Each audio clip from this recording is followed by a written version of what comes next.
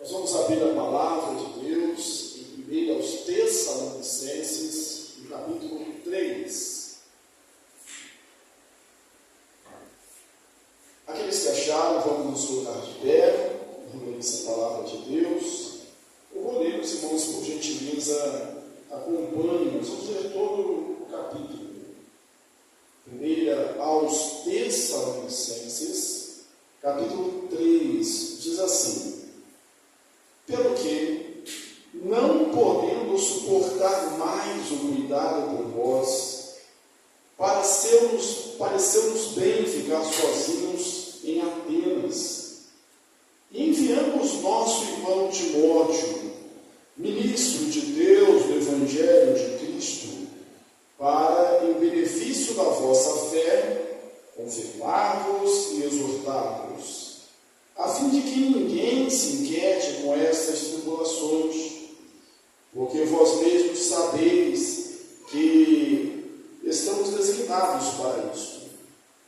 Pois, quando ainda estávamos convosco, predissemos que íamos ser afligidos, o que de fato aconteceu e é do vosso conhecimento. Foi por isso que, não me sendo possível continuar esperando, mandei indagar o estado da vossa fé, temendo que o tentador vos provasse e se tornasse inútil o nosso labor. Agora, porém, com o regresso de Timóteo, vindo do vosso meio, trazendo-nos boas notícias da vossa fé e do vosso amor, e ainda de que sempre guardais grata lembrança de nós, desejando muito ver-nos, como aliás também nós a vós outros, sim, irmãos, por isso fomos consolados acerca de vós, pela vossa fé, apesar de todas as nossas privações e tribulações. Porque agora vivemos, se é que estáis firmados no Senhor, pois que ações de graças podemos tributar a Deus no tocante a vós outros, por toda a alegria com que nos regozijamos por vossa causa diante do nosso Deus, orando noite e dia, com o máximo empenho, para vos ver pessoalmente e reparar as deficiências da vossa fé.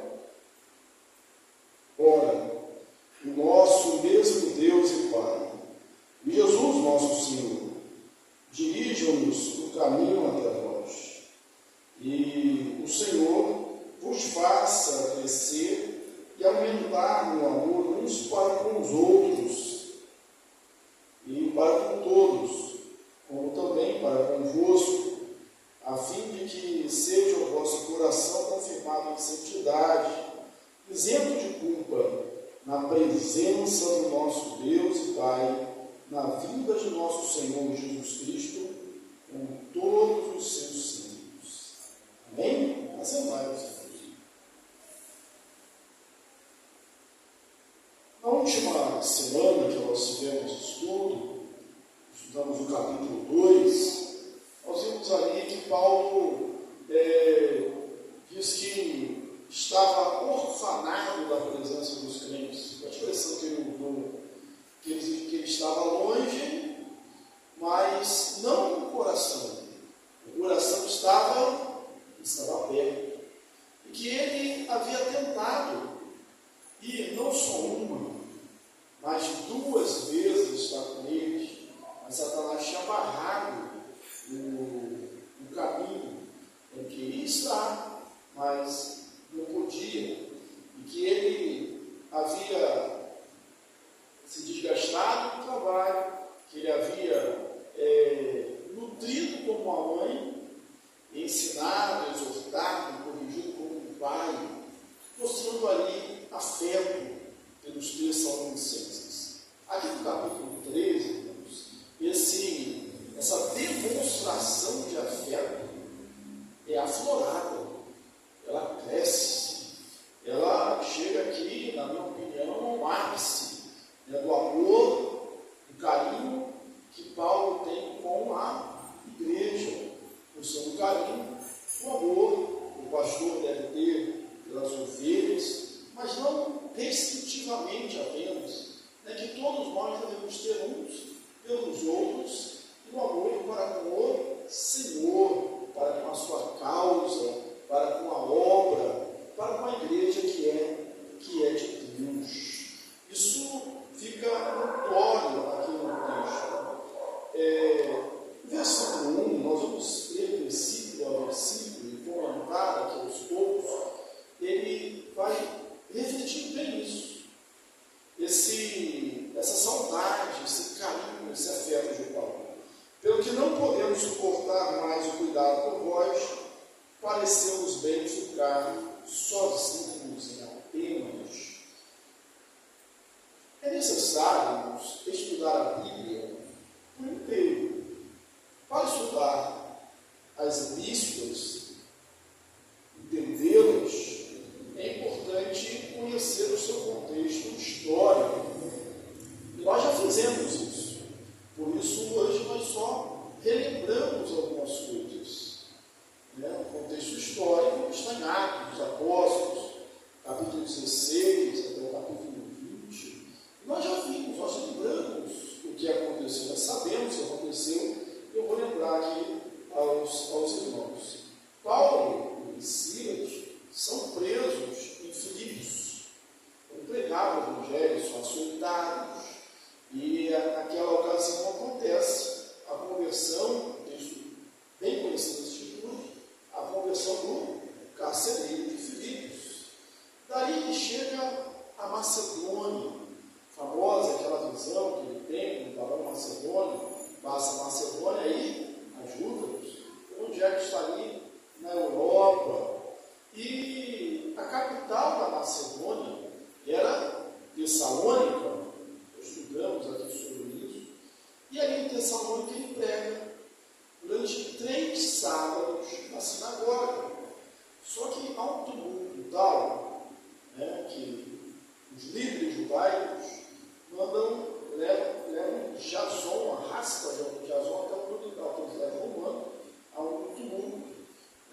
E Paulo tem que sair fugido de Tessalônica. Então ele sai sozinho. Aí ele chega em Bereia e prega o evangelho em Bereia. E os bereanos são tidos como mais nobres do que os de Tessalônica, porque não só receberam a palavra com todo ardor, com todo empenho, mas também examinaram todos os dias as Escrituras para ver se as coisas eram de fato assim. Mas aqueles mesmos judeus que agitaram Tessalônica vieram atrás de Paulo. Agitaram Tessalônica e vieram atrás de Paulo. E agora agitam Bereia. Paulo também mais uma vez foge. Agora para Atenas, esperando se encontrar meio da sua solidão, ele pede para que venham se encontrar com ele Silas e Timóteo. Só que Paulo não aguenta ficar parado esperando, prega lá na Areópago, depois tem que fugir para Corinto, sair para a cidade de Corinto. E aí parece que é em Corinto que eles se encontram. Só que Paulo, agora, nesse meio tempo, já com Timóteo e Silas, sabendo das dificuldades, das provações da igreja de Tessalônica, mesmo porque ele saiu de lá confundido, havia uma perseguição. Era claro que a perseguição contra aqueles crentes, contra a igreja que ele deixou ali, continuava também. Ele queria estar lá, mas ele não podia. E aí ele prefere, irmãos, ficar sozinho. Já que ele não pode ir, ele abre mão daquela companhia que ele tinha, que era um filho da fé, Timóteo, que era alguém precioso para ele, chamava aqui nesse capítulo de irmão, um homem íntegro, um servo de Deus, ministro de Deus, e ele manda Timóteo para os Tessalonicenses. Ele abre mão de Timóteo. O texto não mostra, mas siga depois, possivelmente também campo missionário, e ele fica sozinho. Ele fica, agora aqui o texto diz, em Atenas, sozinho, por causa do amor pelos Tessalonicenses. Tamanho é o amor que ele manda Timóteo, já que ele não pode ir. Se você leu aqui de novo o texto, ele usa a expressão aqui, não podendo mais suportar o cuidado por vós. Olha que expressão forte, fortíssima na verdade. Não podendo mais suportar o cuidado por vós. Quer dizer, eu estou longe, mas o coração está perto. Eu estou longe, mas eu não consigo me desligar. Eu estou longe, mas eu estou aqui com uma santa ansiedade, com uma grande preocupação em saber o estado da vossa fé. Isso, irmãos, tem que estar no meu coração, isso tem que estar no seu coração também, em relação àquelas pessoas para que nós pregamos o Evangelho, aquelas pessoas que estão se achegando à igreja, ou mesmo aqueles irmãos que por algum motivo, já crentes maduros, antigos, às vezes se afastam.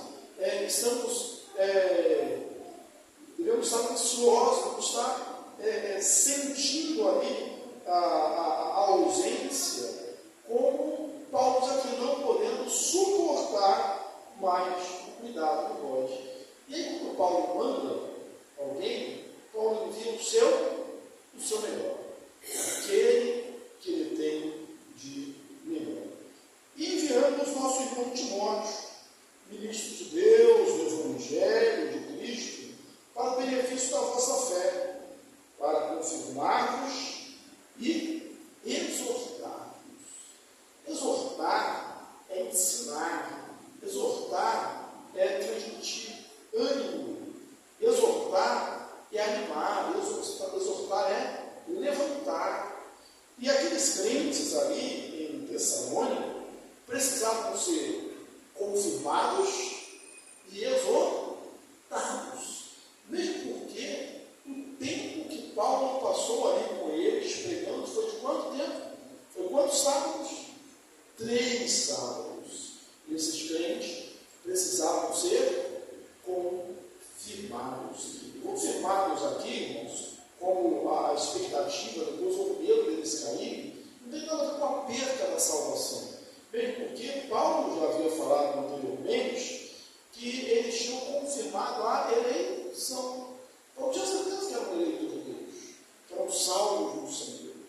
Mas o inimigo, a função do diabo, apresentada aqui como tentador, é realmente matar, roubar e destruir. É tentar, é afastar o crente de Deus. Nós acabamos de estudar domingo, na escola dominical, 13 lições sobre Jó, a jornada de Jó, o sofrimento, a glória, e nós vimos que qual é o intuito de Satanás? Fazer com que Jó blasfemasse de Deus na cara de Deus, que mostrar que só se servir a Deus por interesse. Então, esses crentes precisavam ser confirmados e animados, fortalecidos, exortados ali na presença de Deus. E como nós precisamos disso também, Deus? Precisamos ser consoladores, confirmadores da fé dos nossos irmãos, no sentido de ensinar, de proclamar, e também aqueles que levam ânimo, aqueles que levantam o moral, aqueles que, quando a gente chega, o ambiente fica mais leve, aquele que, quando chega, parece que traz a solução, que ele transmite paz simplesmente com a sua presença, ânimo, entusiasmo, vigor. Parece que Timóteo era esse homem. Ele não chegava com a vara, ele não chegava para reprimir, ele chegava para consolar, para fortalecer, para confirmar, para animar. Nós precisamos fazer isso.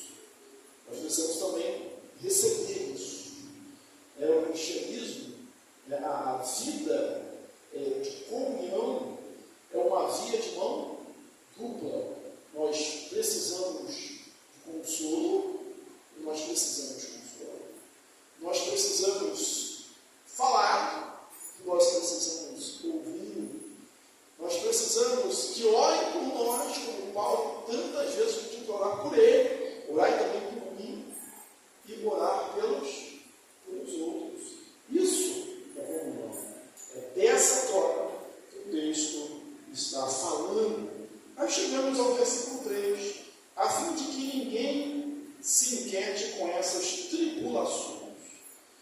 Eles estavam passando por tribulações. Mas Jesus já havia dito que no mundo passais por aflições, mas tende bom ânimo, eu venci o mundo. Vocês vão vencer também. E ainda aqui no Evangelho de João, mesmo este versículo que eu citei, o João 16:33, vai dizer: essas coisas nos tenho dito para que tenhas paz em mim. No mundo passagem por aflições, mas tens bom ânimo, eu venci o mundo. Mas se você for lá no início do capítulo 16, você vai ver de forma muito direta Jesus dizendo sobre que tipo de tribulação, de aflições os crentes passariam, tendo-vos dito essas coisas, para que não vos escandalizeis. Quer dizer, não perca a fé quando vierem perseguições, pensando assim: Deus me ama, Deus não está cuidando de mim. Será que eu estou no caminho certo dele? Se estou no caminho certo, porque sofro tanto, porque parece que é tão difícil. Olha, não vos escandalizeis. Eles vos expulsarão das sinagogas, mas vem a hora que todo que vos matar julgará com isso tributar culto a Deus. O próprio Paulo foi o que fez isso, que perseguia e matava os crentes, julgando com isso prestar culto a Deus. Então, crentes de Tessalônica, crentes aqui de Nova Aurora, servo de Deus, você está ouvindo, olha, não se escandalize, não se inquiete, não fique turbado o seu coração, como temos lá a expressão usada em João 14, com essas tribulações. A palavra inquietar aqui, segundo lá o Remix, vem de um termo origem, que vai lá desde Homero, que era para a figura de um cão abanando o rabo. E aí, o que quer dizer com isso? É a figura da bajulação. Porque Satanás, ele nem sempre vem com açoite, com a vara, com a espada. Às vezes ele vem com o anjo de luz, que a Bíblia diz que ele enganando, bajulando. John Bunyan diz isso para o peregrino, que tinha o adulador. Então, você imagina, podemos imaginar aqueles judeus lá de Tessalônica murmurando, soprando nos ouvidos dos crentes, dos convertidos, assim: está vendo? Paulo foi embora. Ele estava aqui e fugiu. Covarde. Está preocupado com vocês. E foi embora. E até hoje não voltou. E foi embora. E não mandou notícias. E vocês estão sofrendo dentro. Isso não é de Deus, não. Isso não deve ser de Deus. Volta para James. Volta para o judaísmo. Que a gente esquece isso. A gente promete que nunca mais toca nesse assunto. Vai ficar tudo bem. Então ninguém vos inquiete nessas tribulações. Ninguém mine a vossa fé dessa maneira. Quantas vezes, irmãos, nós somos inquietados com as tribulações? A doença, enfrentar a enfermidade não é coisa fácil. Em momentos de fragilidade, por vezes, o inimigo sopra isso no nosso ouvido. Sofreu no ouvido do próprio Jesus, lá na tentação, em Mateus 4. Se tu és o Filho de Deus, manda essas pedras transformar em pães. Eu posso imaginar ele pensando assim: estava famoso, isso, agora já sou velho, mas nunca vi o justo preparado, nem sua descendência mendigar o pão. Então dá o fogo porque manda as pedras transformar em pães. Pula, se atira no pináculo, Deus vai te segurar. Você não é filho de Deus? Asaf, ele resiste a isso nos seus salmos, e a pergunta retórica lá, a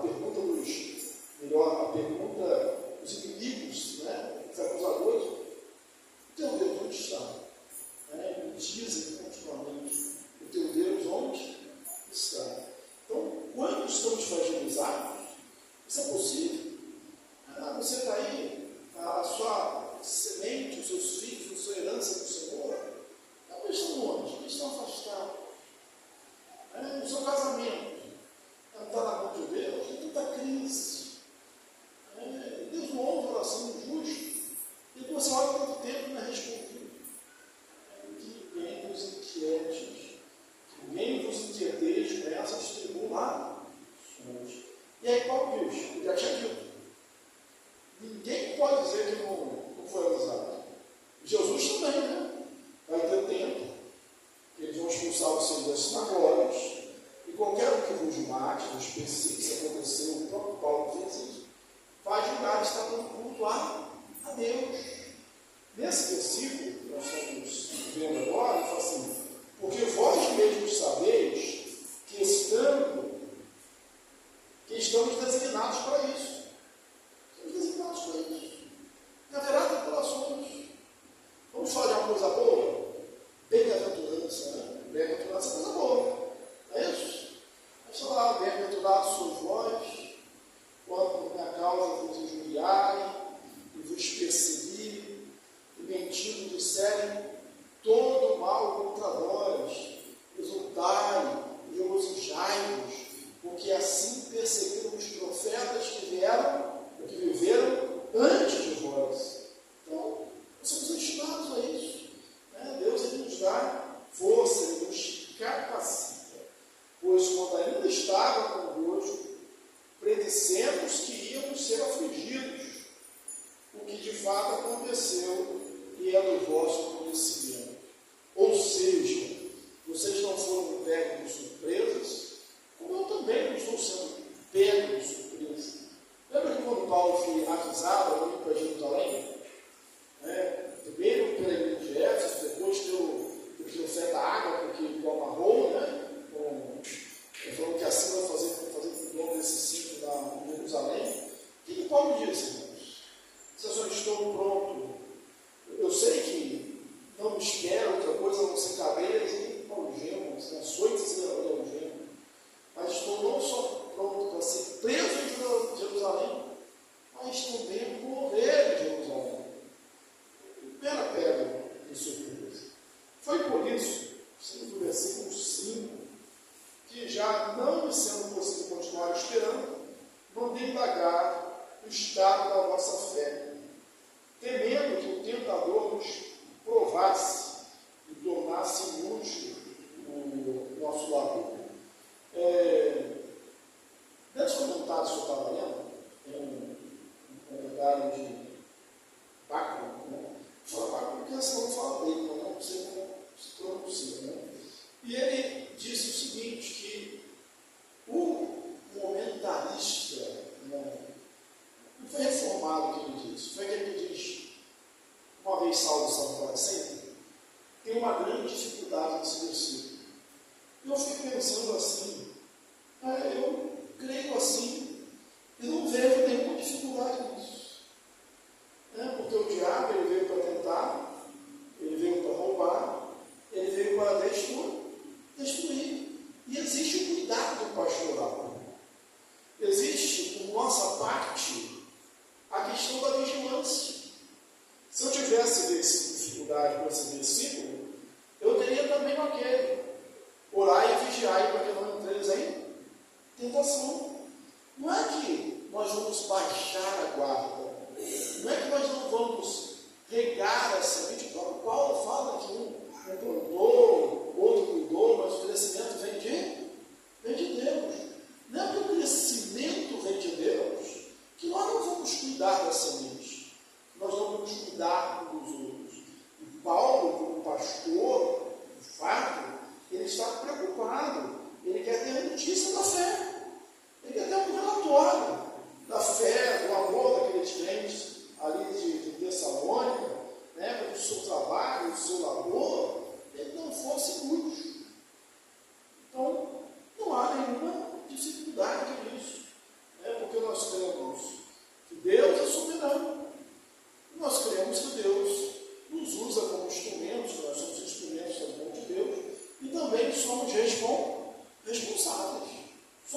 sabe? Então ele manda Timóteo para saber a respeito da fé. E o que acontece? Timóteo vai, Timóteo confirma, Timóteo exorta, ensina, ele cumpre o papel dele. E Timóteo retorna. Retorna trazendo que tipo de notícia? Qual é o relatório de Timóteo? Timóteo traz a notícia dizendo duas coisas tremendamente importantes para Paulo. A primeira coisa é que aqueles crentes estavam confirmados na fé, que eles estavam firmes, que eles estavam perseverantes. E essa é uma notícia que alegra qualquer pastor. Essa notícia que alegra qualquer pai.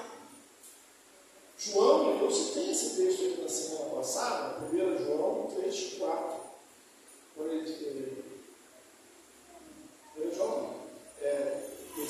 João, versículo 4. Ele diz assim: não tenho maior alegria do que essa, de ouvir que os meus filhos andam na verdade. O sentimento de João era o sentimento de Paulo, era a alegria de Paulo que agora recebeu essa notícia. É a alegria de qualquer pai que vê que os filhos cresceram e se tornaram pessoas boas, que aquela oração que a gente faz, parafraseando a oração, ou a descrição, melhor dizendo, que é a oração de Jesus, crescendo em sabedoria, estatura e graça diante de Deus e dos homens. Eu pelo menos olho assim, toda vez que eu falo com meus filhos que cresçam em sabedoria, estatura e graça diante de Deus e dos homens, que sejam bênção na sociedade e que sejam bênção na igreja.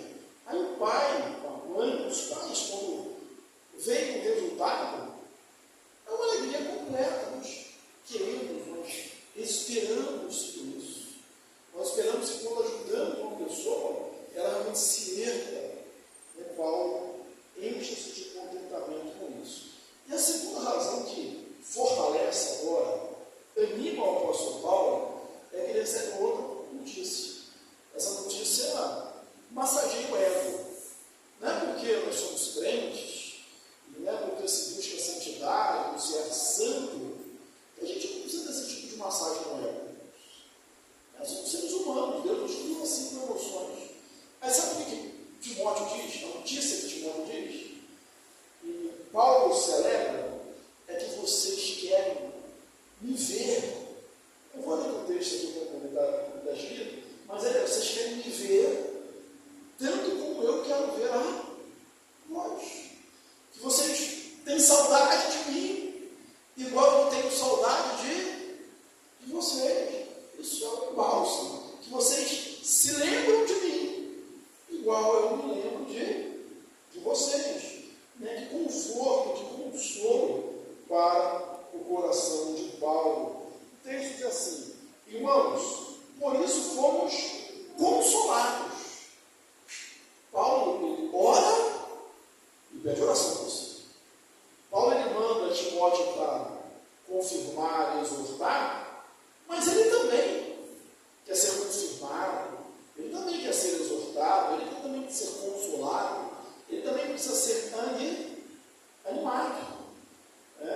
E ele diz: sim, irmãos, por isso fomos consolados acerca de vós, pela vossa fé, apesar de todas as provações e tribulações, porque agora, eu ler aqui mais para cima, Agora, versículo 6, agora, porém, com o regresso de Timóteo, vindo do vosso meio, trazendo boas notícias da vossa fé e do vosso amor, e ainda de que sempre guardais grata lembrança de nós. Paulo está lembrando, falando dele, e os irmãos estavam com ele, possivelmente, Silas, que é Silvano, o mesmo nome, e Timóteo, desejando muito vê-los, como aliás, também nós a vós outros. Então havia uma reciprocidade.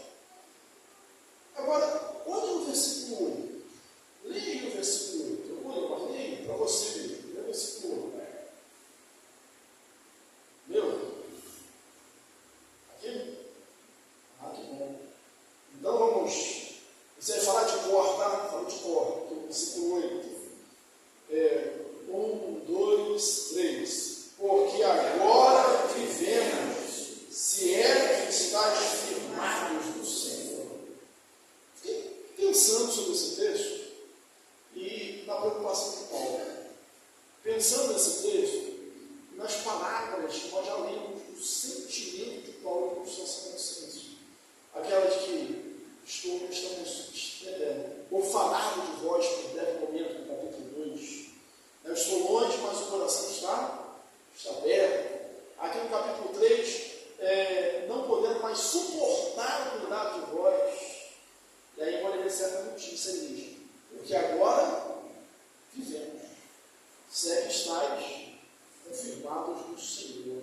Talvez o negativo, o oposto disso, nos traga um entendimento do sentimento paulino em relação ao que ele está vivendo.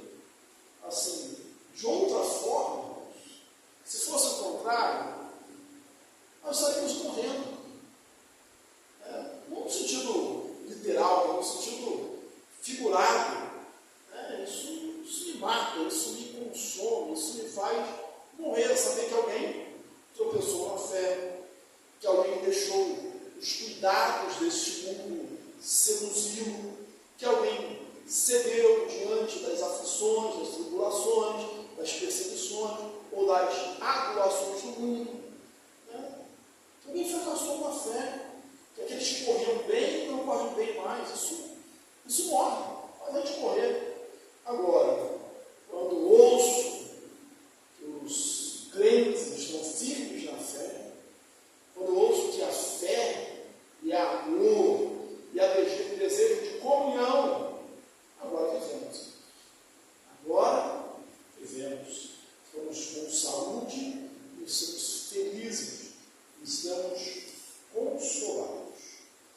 Por de graças podemos tributar a Deus no tocante a vós outros, porque toda alegria com que nos regozijamos por vossa causa, diante do nosso Deus, orando noite e dia, com o máximo empenho, para nos ver pessoalmente e reparar a deficiência da vossa fé, que são de graças, podemos ver por vós.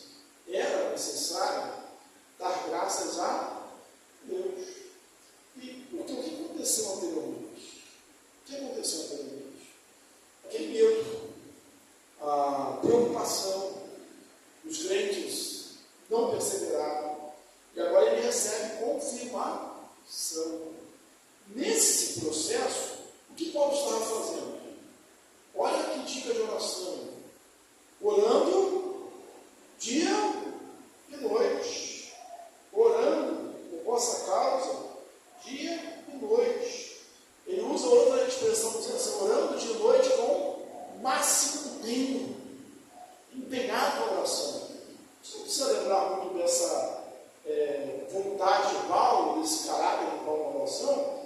Nesse próprio capítulo, nesse próprio livro, na própria carta de Paulo aos Tessalonicenses, lá no versículo 5 e 17, tem um versículo que você não precisa ter decorado aqui, está na cabeça dele, Ele diz como? Orai sem cessar. Orando dia e noite, sem cessar. Perseverantemente e com todo empenho.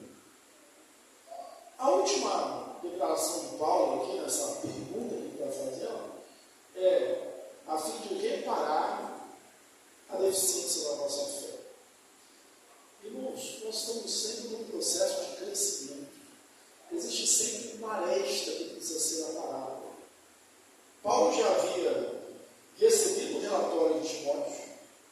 O relatório de Timóteo era bom? Era ruim. Era bom. A firmeza da fé tinha sido confirmada. O amor pelos irmãos, por Paulo, tinha sido confirmado. Mas Paulo ainda fala de reparar arestas da fé. Vamos crescendo dia a dia, até ser dia perfeito na presença de Deus. Crente não se aposenta, não chega a um estado que diz assim, eu já li a Bíblia 200 vezes, agora não preciso ler mais. Lembra aquele George Miller, pai dos órfãos, muitos orfanatos, quando assim, fizeram uma entrevista com ele, e perguntaram o que ele queria fazer antes de morrer. Aí ele respondeu, galerinha, lê a Bíblia mais uma vez. Eu não lembro exatamente a quantidade de vezes que ele tinha lido a Bíblia, mas era mais de 200 vezes. Ele disse, quero ler a Bíblia mais uma vez.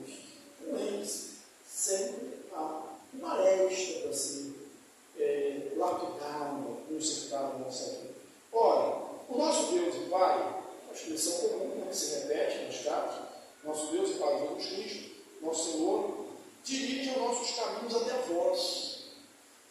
A gente está falando de oração e continua falando de oração. Por vezes, nós oramos só por aquelas coisas difíceis. Nós oramos só pelas coisas extraordinárias. Às vezes nós oramos só quando a coisa sai do nosso controle. E é bom orar nessas situações assim, né? Tentemos orar, na verdade, de um alto jeito, né? Precisamos orar nessa situação. Mas Paulo nos ensina, ao orar, e nós faremos bem em aprender, orar também nas situações ordinárias. É só uma viagem. Até Tessalônica, que Deus dirige o meu caminho. Deus dirige o meu caminho. Você não olhe, apenas quando você for fazer uma viagem, para pegar um avião, você tem meio de avião, ou um barco, um navio, para cruzar o oceano, mas no caminho da sua casa, para o seu trabalho, para levar as crianças na escola, para vir para a igreja, para voltar para a sua casa. Senhor, dirige o meu caminho, que onde o Senhor vai à minha frente. Deus me protege, eu sou debilitado, eu sou fraco. Eu preciso do Senhor, eu preciso do Senhor. E o Senhor nos faça crescer e aumentar no amor uns para com os outros. Já tinha amor, mas aumente, né? Não tem algo que esteja tão bom que não possa ser melhorado. Então, melhora, vamos melhorar. Fazer com o máximo empenho e para com todos, como também para convosco. Eu lembrei de uma ilustração que diz o seguinte, que a vela, ela dá, tem o mesmo resplendor no seu brilho, na sua luz, do momento que ela é acesa até o finalzinho. No momento que ela é acesa, até o finalzinho de brilho. Ela falou assim, ela está acabando, então eu posso esmorecer, né? Estou chegando no final da carreira, posso agora deixar as coisas mais relaxadas. Só falta mais um dia.